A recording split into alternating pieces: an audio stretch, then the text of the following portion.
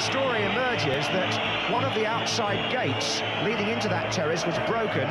People without tickets got in, were therefore overcrowding the people with tickets, and that's why the crush occurred. The vast majority of that lot had been drinking, the ones that were arriving late. I welcome the inquiry which is about to take place and which will undoubtedly reveal the true nature and cause of this terrible tragedy. I think that anybody who looks at the nature of the event, when they're placed in the position of having the knowledge that those officers had, I think they will view it very differently. I think that drink was a factor. The police certainly aren't to blame. The suggestion that two people, one the Chief Constable of the biggest police force in the UK outside London, the other the man who's shortly to become Lord Chief Justice, get into a car and in front of a witness say they're going to cook the books is utterly ridiculous. Now is the law believers unlawful. Today, I want to apologise unreservedly to the families and those affected.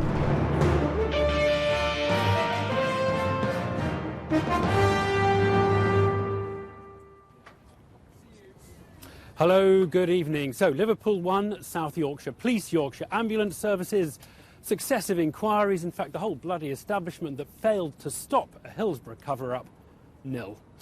This is the scene here tonight, St George's Hall, festooned with banners, truth, justice, decorated with candlelit lanterns. This is actually to be the location of a commemoration tomorrow evening at 5:45, a collective sigh of relief that the record at last now shows that South Yorkshire Police, by allowing thousands of extra fans to pour into an already overcrowded stadium, were grossly negligent at Hillsborough. The deaths were unlawful, not just an accident, and crucially the fans were not in any way to blame for what happened. It took a while and several goes, but British justice got there in the end. In fairness, the truth of what happened has been clear for some time. There was an apology from the Prime Minister in 2012, but today the conclusion of an official inquest is the most important milestone in a long journey. Well, Panorama journalist Alistair Jackson looks at the police cover-up and why it took so long for the survivors and relatives of the victims to get to the truth. And there are fans on the pitch here in the 6-yard area. The referee's going to have to stop the game. Hillsborough, Britain's worst stadium disaster. A cup semi-final where 96 supporters lost their lives. Now finally, a quarter of a century later, a story about justice achieved. All of those people didn't deserve to die in the circumstances in those pens on the 15th of April of 1989. I just prayed, put my hands together and prayed to my son and the other 95. Please God, you're going to sleep well tonight, James. An extraordinary verdict, so clear, so simple, utterly exonerated the fans and the families, utterly condemned the South Yorkshire Police, and did it with real clarity and understanding of the evidence. Hillsborough should never have been a tragedy where the facts were hard to determine. Thousands of fans had seen what had happened here, and the chaos of the emergency response that followed had been captured on television. There are clearly a number of fans seriously injured. But the lies about Hillsborough started straight after the disaster. The match commander, Chief Superintendent David Duckenfield, told officials from the Football Association fans had forced open a gate outside the ground. It was a rumour that soon reached the BBC's commentary box. Yeah, I've got an explanation for what's happened here, VT. I'm going to give you a line. And the story emerges that one of the outside gates leading into that terrace was broken. People without tickets got in, were therefore overcrowding the people with tickets, and that's why the crush occurred. 4 months later, Lord Justice Taylor concluded the disaster was down to a failure of police control. He blamed Duckenfield for a blunder of the first magnitude. A decision to close off the entrance to this part of the terrace would have prevented the disaster. Instead, it was left open, and thousands of supporters flooded onto it, causing the crush. The Taylor report should have ended the debate about who was to blame for Hillsborough. Instead, it was the last time the truth came anywhere near the surface. It was buried by a South Yorkshire Police cover-up that wanted to put the blame on the fans. Now I'm saying to you that if police officers had been in there when this mobs surged through, the police officers would have been trampled to death underneath it. The vast majority of that lot had been drinking, the ones that were arriving late, and they will not be told where to go. They won't do anything you try to do. And what can you do? Behind the scenes, police statements had been altered to take out criticism of the emergency response. One South Yorkshire police officer says he was there when the cover-up was planned. I attended a meeting on the Monday morning and that it was clearly put to the meeting that the organisation was going to put the blame on the drunken ticketless Liverpool fans for what had actually happened on the previous Saturday, and that they were going to go out and look for the evidence to actually prove that point. In other words, they'd formed a hypothesis and they were going to go and look for the evidence to prove that point.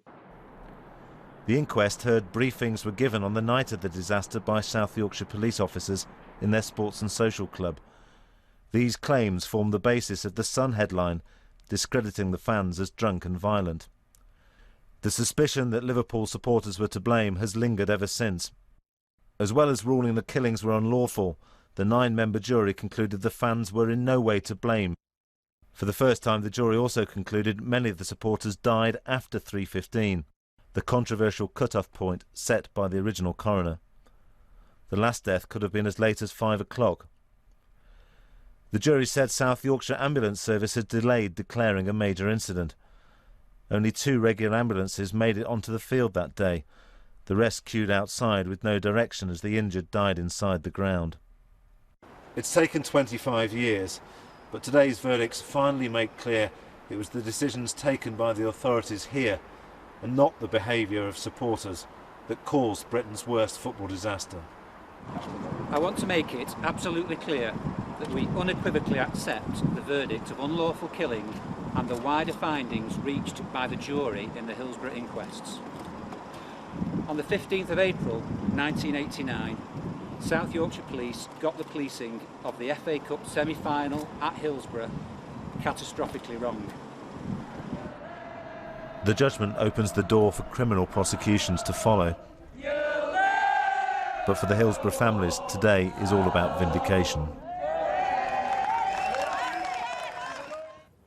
Alistair Jackson reporting there. Well, the journalist Peter Marshall was at Hillsborough on that fateful day. His panorama 3 years ago on the mistakes made then and the efforts made year after year to stop anyone finding out about them is definitely worth a watch, and Peter is with me now. And Peter, for someone who went back to that first inquiry and had seen the conclusions that it was the fault of the police and not the fans, what has changed? What really is new about what we got today over what we hadn't in a way learned then? Learned in the Taylor inquiry from 25 years yeah. ago. Well, what they said was that there was an error of the first magnitude made by the match commander, but they didn't say, as the jury said today, that the 96 people were unlawfully killed because there was gross negligence, manslaughter on the part of the police. So that's still a giant an accident step. rather than gross negligence. Well, there was no conclusion then. Yeah. That's a giant step. Now, it's not just the police. This is the first time a jury has laid the blame on the South Yorkshire Ambulance Service. In fact, in the Taylor inquiry, the ambulance service were praised. There was almost an knee-jerk reaction. Oh, they did a good job. Now, this jury has said, well, they didn't do a good job at all. In fact, the rescue attempt was abysmal. And in fact, people may have died, because of the failure of their rescue attempt, them and the police. There's also criticism of Sheffield Wednesday Football Club, because they had inadequate signage and they'd failed to have proper turnstile system, and there's also criticism of the engineers. Eastwood and partners, for the ground capacity was far too high given the restrictions with the fences, and also they failed to update the safety certificate. So a lot more blame to go around than in that original one. Very, very important differences. What happens now? What happens next? Well, there are 2 major criminal investigations that have been going on for at least 2 years. Operation Resolve under John Stoddart, the former Chief Constable of Durham, and there's also the Independent Police Complaints Commission inquiry, the IPCC, their biggest ever inquiry, going on at the same time. Now, together these 2 inquiries will finish by the end of the year, supposedly, and they're costing about £80 million. But they're doing a lot of work, they say. I mean, they're getting through an awful lot of witnesses and interviews, and the Independent Police Complaints Commission is looking at what's happened after the disaster, the alleged cover-up, and what happened before the disaster is part of the remit of Operation Resolve. But there's a lot of overlap there. But it's not just individuals who are being looked at here. We know that, incidentally, that David Duckenfield has been interviewed under caution, but potential suspects, according to John Stoddart, include not just individuals, but also organisations. And South Yorkshire Police are not the only force under investigation. West Midlands Police, the people who had the duty... They did the first investigation into South Yorkshire Police. South Yorkshire Police. They reported of the first flawed inquest. They supplied evidence to the Taylor inquiry, and they also supplied evidence to the DPP of the day, which gave South Yorkshire Police a clean bill of health. They're being looked at seriously. Peter, thank you very much. Well, you can see Peter Marshall's report for us on Hillsborough from 1989 on our YouTube channel.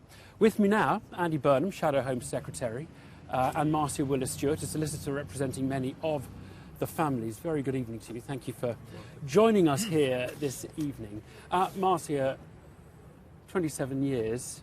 What is your reaction to what happened today?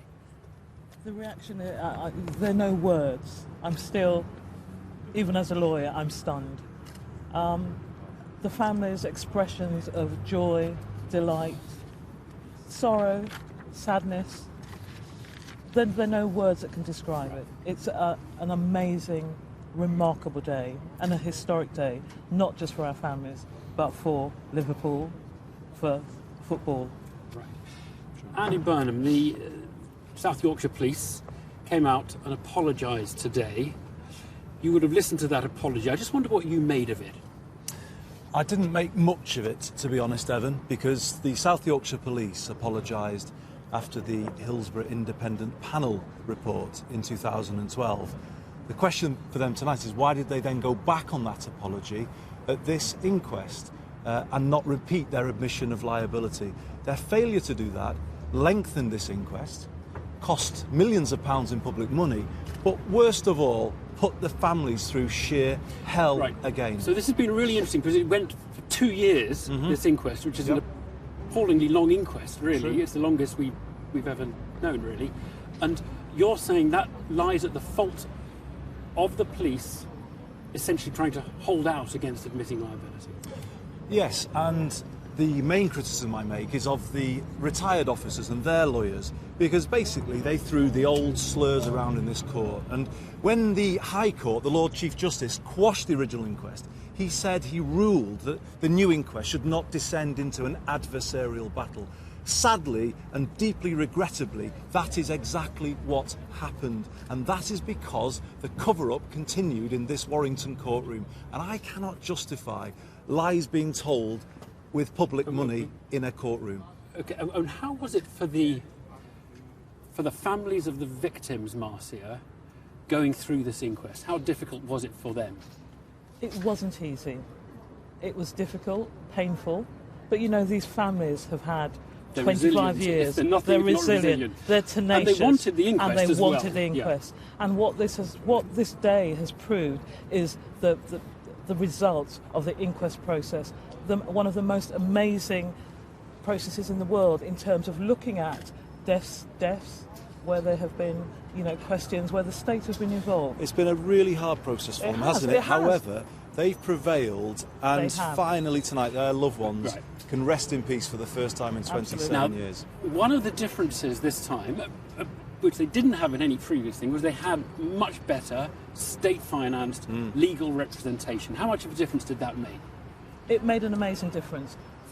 In this inquest, I can say for the first time there was an equality of arms. And I would like to say that this is needed in every inquest.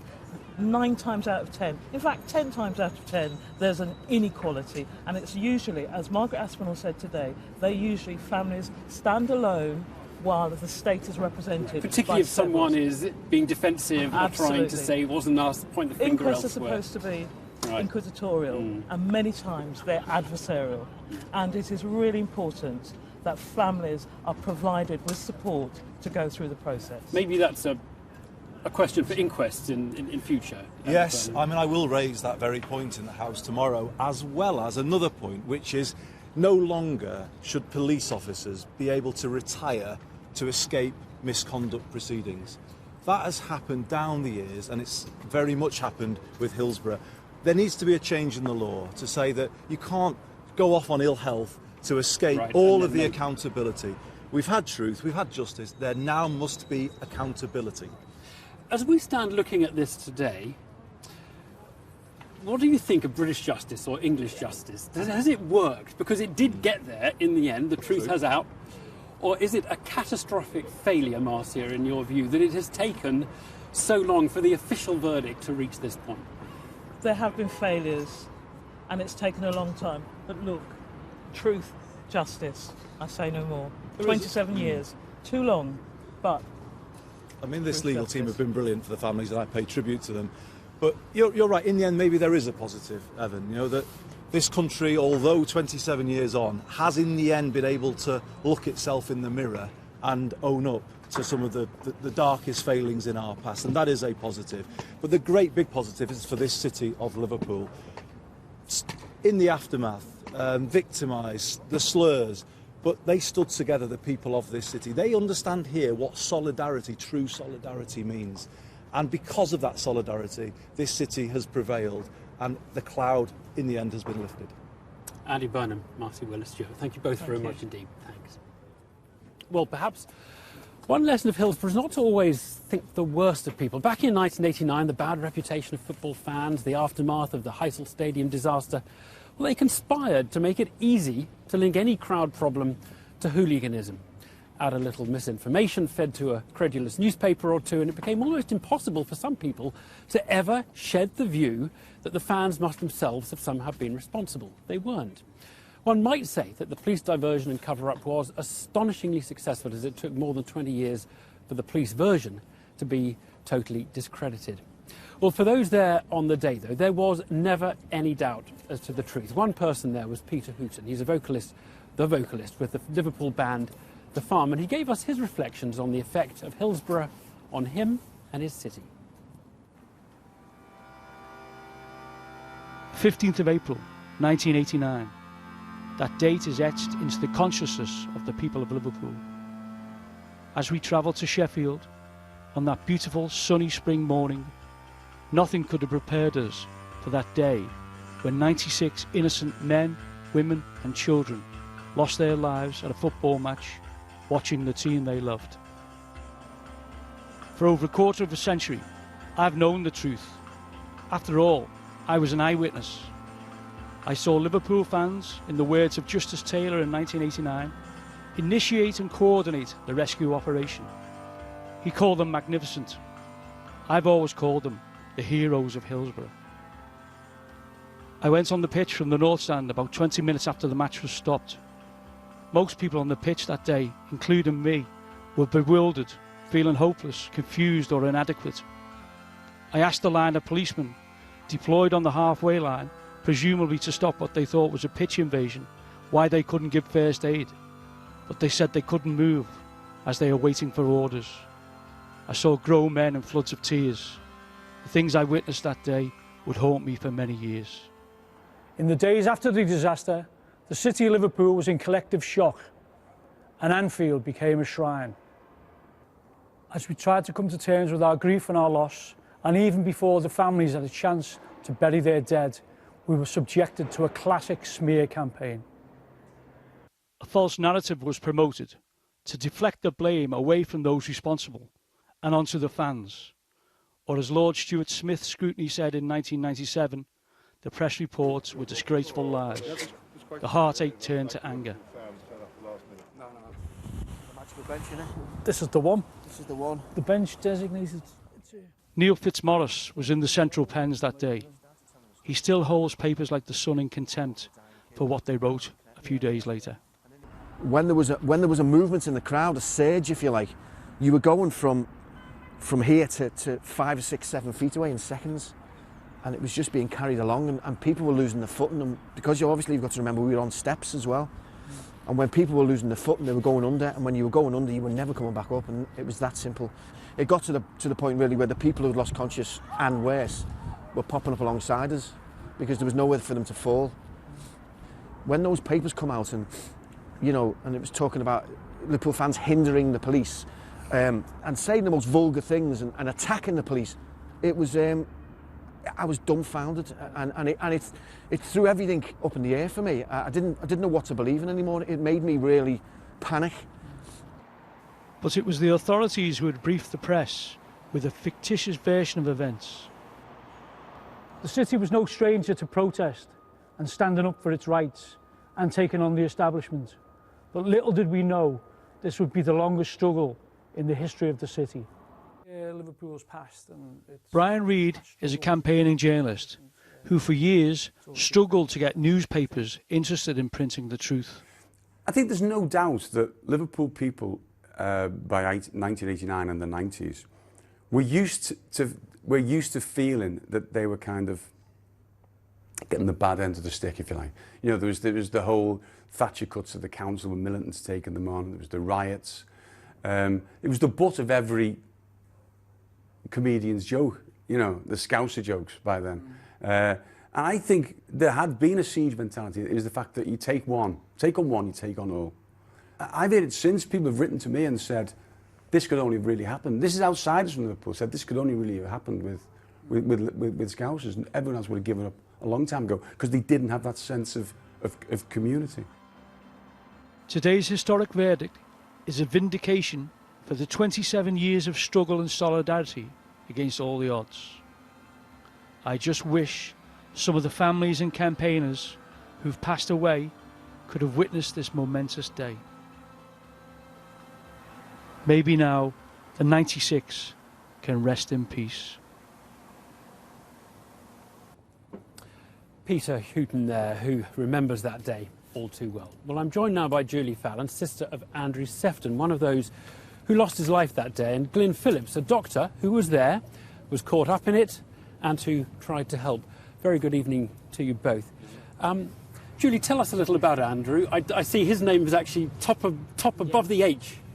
There, tell us a little about him. Well, he was, if you had to stereotype him, he'd probably be a gentle giant. He was over 6 foot, very quietly spoken, very reserved, but he had a wicked sense of humour, rather like my father. He wasn't a Liverpool fan, he was a Tottenham fan. Yeah, what was he doing? He was driving his friends to the game. Yeah, he was home for the weekend and he had a car and they had a spare ticket, so it seemed like a perfect idea. So yeah, he was. They were just looking forward to a good day. You know, the weather was nice, and it looked like it was going to be a good match. What was your memory of that day? How did you find out this game had turned into turmoil? Well, I'd not long had my daughter, and she was only a matter of weeks old, and I'd ventured out for the first time. So I'd been out around the shops for the day. When I came home around about 5 o'clock, I was met with my mother and my father and my husband, all really quite anxious and desperate, and they'd obviously been trying the emergency helpline, which wasn't any help at all.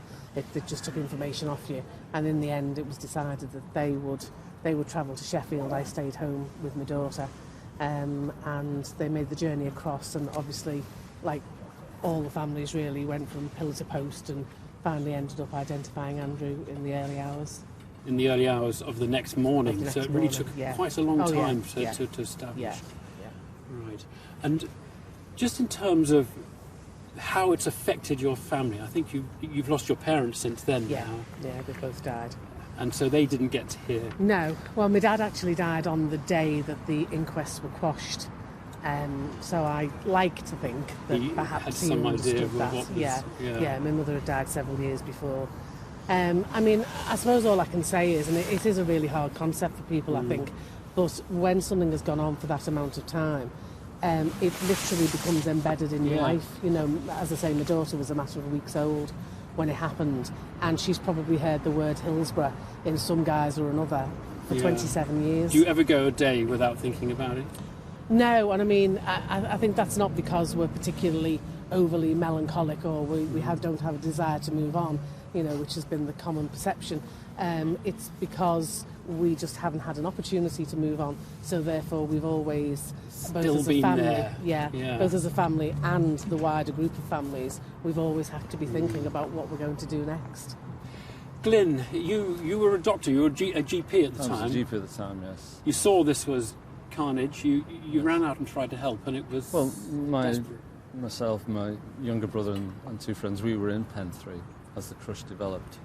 And we were fortunate in that we were able to escape over the radial fence into Pen 2, by which time people were being lifted over the fences onto the pitch and clearly in a state of severe distress or near death or death. And being a medic, I made my way onto the pitch to try and assist.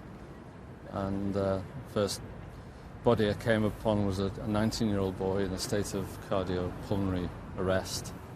So spent a considerable amount of time with others assisting, doing CPR. 10, 50 minutes, hard to tell. And we actually managed to get his heart going again. Kept working on him, ventilating him, got him into an ambulance, and then I went to look to see if there was anybody else I could help. By then there wasn't. When it was all happening, how quickly could you tell it had gone from uncomfortable to fatal? I mean, was this just a matter of seconds, or was it... No, it evolved over minutes. The crush just gradually increased and increased. I've been asked this before, how would you describe it? Well, I've been going on the Cop at Anfield since I was 12. I've been to some of the biggest games you could imagine. You know, in many ways we loved the atmosphere. This was on a completely different, abnormal and sinister scale. One of the things that people have learned today, I think people who haven't followed it as closely as you have, is that the emergency services did not perform well. I mean, and that was your experience, Glenn. There was no organised response at all. It was absolute nightmarish chaos on that pitch.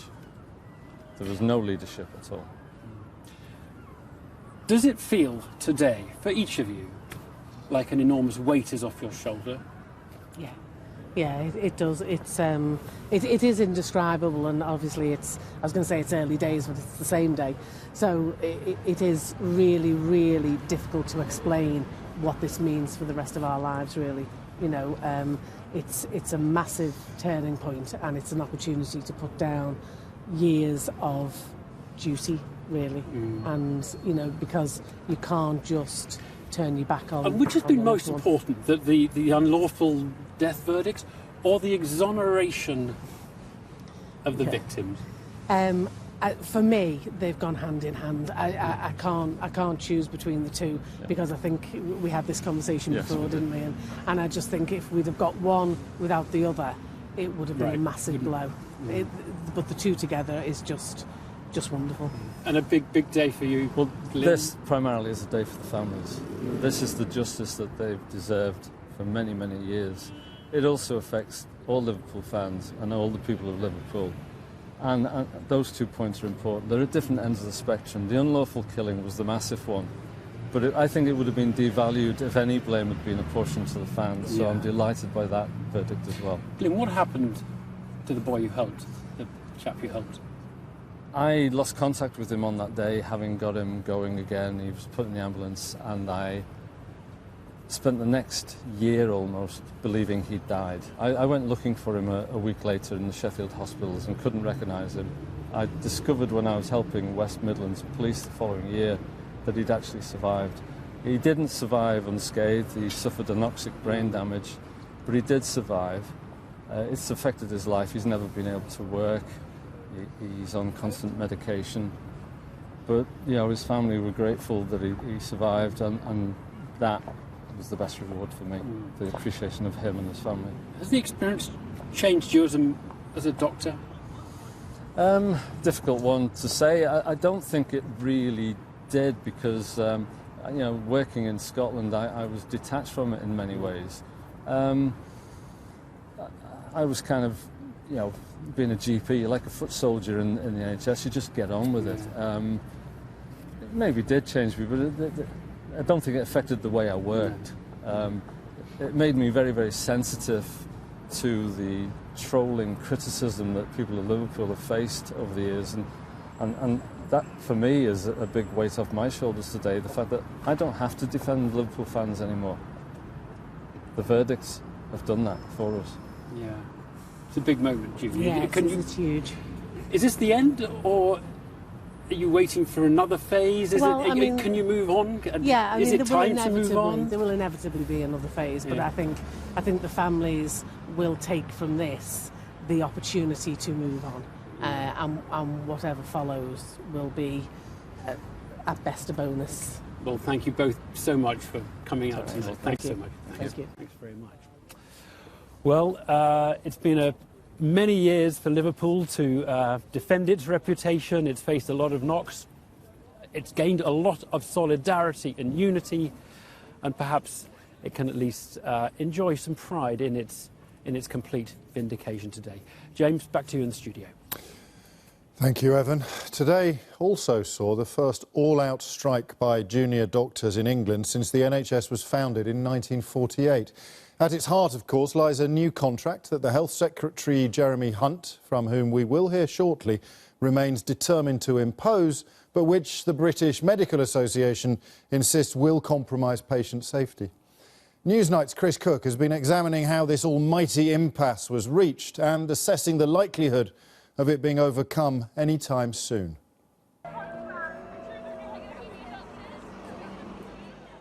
Today, junior doctors in England did something they've never done before. They withdrew from offering even emergency care, leaving patients to more senior doctors.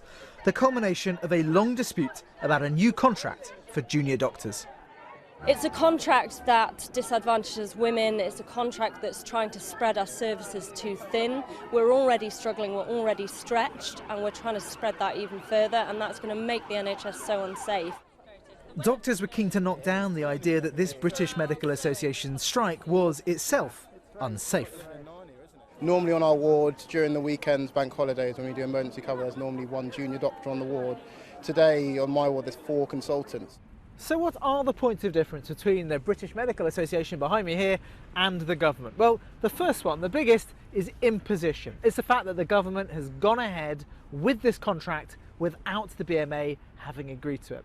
Now, the reason they've done that is because talks broke down. The government judged there was no point continuing to negotiate. And that's because on issues such as how much doctors should get paid at the weekends and what happens when hospitals give doctors too many hours to work, the two sides couldn't be made to meet.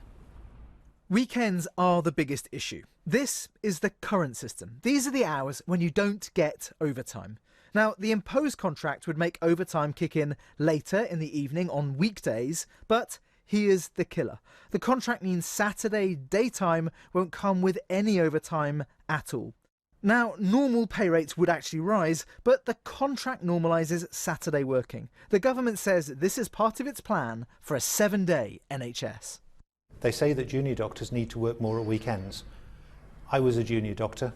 We always find that we are working at weekends and nights, at times when ministers aren't and Parliament doesn't sit, but the NHS is there for patients. So will the BMA strategy actually work? Downing Street and the Department of Health don't seem to be budging, so why keep going? So the BMA doesn't have a clear game plan, if you like, for victory, but by extending the dispute, they hope it will have a few effects. First of all, there's a chance that something might just come up. For example, they could get a new health secretary or prime minister who might be willing to compromise a bit more. Secondly, they hope that with protests like this, they'll be able to pile pressure on the government so that they might eventually change their minds about the contract imposition. Finally, they point out that actually it's going to be very difficult to do other things while this is going on. For example, they want to renegotiate the consultants contract. There's no chance, BMA insiders say, of that happening while this is still going on. Do you expect there'll be further strikes after this week? You'd expect me to say, and I'm going to say, that we'd be considering all our options. We'll see how it goes, review what's happening, where we think the dispute is going, and frankly, I do hope, still live in hope, that by tomorrow morning the government will say, OK, we realise now it was a bad idea and we withdraw the imposition. And if they do that, we will withdraw the industrial action immediately. So we'll have to see what happens, won't we? Labour's leadership joined the march today, but will that help the BMA? Mr. McDonald, do you think Labour's support makes it harder for the government to compromise? No. I think what we're seeing is the whole community supporting the doctors, and we're part of that community. And I'm hoping that Jeremy Hunt recognises now is the time to get back around the negotiating table. You don't worry that it will become too politically poisonous? No, I think it's the whole community now is urging for a negotiated settlement. So we're part of that community, and we reflect, as others really, that breadth of support that there is for a negotiated settlement. There's another strike tomorrow. More may follow, perhaps longer ones or even indefinite ones. No resolution is now possible without one or both sides in this dispute shifting their positions. Well, earlier today I spoke to the Secretary of State for Health, Jeremy Hunt, and I began by asking him whether he still subscribed to his previously expressed view that doctors were only striking because they lack the wit to properly understand the deal he has offered to them. The problem we had is that the BMA were not prepared to sit around and discuss this in a reasonable way. So this is a yes, doctors do still lack the wit to understand the force of the offer you're making them?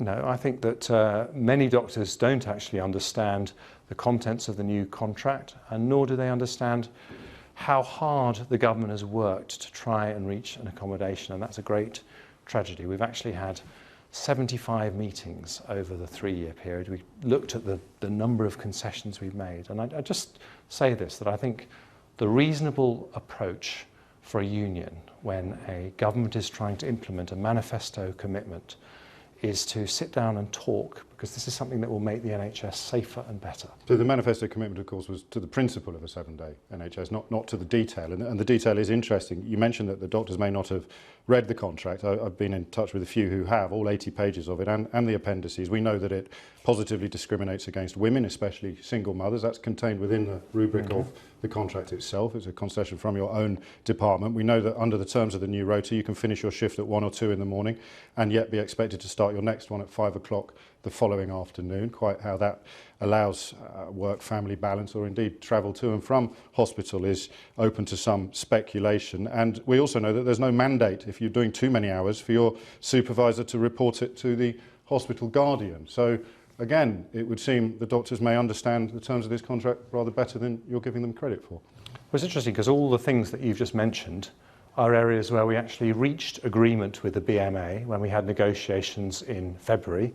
So the aspects of the contract to do with safety involve... Everything I just said is contained within the current contract. Yes, and what the current contract is, it contains, 90% of it was actually agreed with the BMA when I lifted the imposition of the contract in December to see if we could allow space for negotiations. The two outstanding areas of disagreement were to do with the Saturday pay rates and another aspect of antisocial hours working. But if you look at Saturday pay, what we're actually offering doctors is more premium pay for people who work regularly at weekends than nurses, paramedics, than healthcare assistants who work in their own operating theatres, more incidentally than police officers or fire officers. It is a very fair package. And so I think, on that basis, withdrawing emergency care from patients who depend on you is a very disproportionate action. Doctors are reportedly heading across the borders into Scotland and Wales and Northern Ireland to take up jobs that won't be subject to the current contract. And the general feeling among the junior and senior doctors, most of whom are in support of the strike in this country, is that their profession is being denuded and denigrated. So why not just meet the costs if that really is the only bone of contention? Well, let's look at the money we are putting into the NHS. This year we're putting in an extra With respect, an answer to the question. It is a direct answer to the question. You said why not meet the costs. We are putting in an extra 3.8 billion. To pay them as they if you could let me answer the question. I shall. We are putting in an extra £3.8 billion into the NHS this year.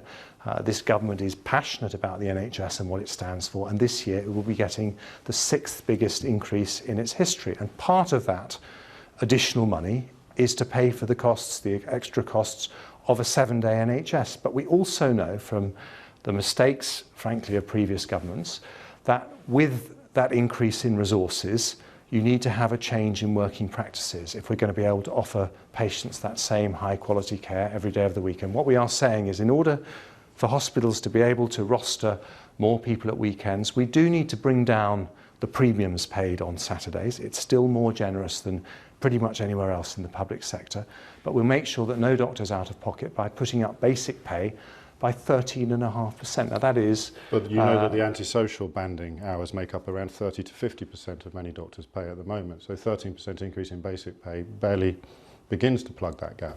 Well, again, that is misinformation, because they are not going to get no premium pay for antisocial hours. You have lots of small issues, but then you have the issues of substance, and the BMA's own words were that the only two ones were to do with pay. And I think many people will say, if it's an argument about weekend pay for a professional, withdrawing emergency care is a step too far. You must be unhappy about how personal this has become, and the fact that many doctors feel that even if the impasse is to be breached, it would not be achievable on your watch. Is that what you were perhaps subconsciously referring to this morning when you said this would be your last big job in politics? Quite the opposite. What I've always said is that I want to do this job for 5 years. I want to be the Secretary of State who learns the lessons from mid-staffs and sets the NHS on a path to be the safest, highest quality healthcare system in the world. Secretary of State, many thanks. Thank you. I should explain it wasn't my idea to conduct that interview with us both standing up. It was Mr. Hunt's. Let's have a look now at the front pages. The Sun leads with a story of David Cameron and his aides employing WhatsApp to keep an EU plot secret. No mention whatsoever of the Hillsborough inquest, although I'm told that there is widespread coverage of it inside. The Times similarly makes no mention of Hillsborough and leads instead with some more reaction to the collapse of British home stores. The Daily Mirror, families of Hillsborough victims have had 27 years of sleepless nights. Now it's time for those guilty of criminal negligence and a cover-up to have theirs. A tone also adopted by The Guardian, which has that powerful picture of celebrating family members, and the Daily Telegraph. The Independent, meanwhile, chooses a photograph from that fateful day and leads with the simple headline, Justice. And that is just about all from us tonight. To close, we return to St George's Hall in Liverpool and let supporters of Liverpool Football Club have the last word. Good night.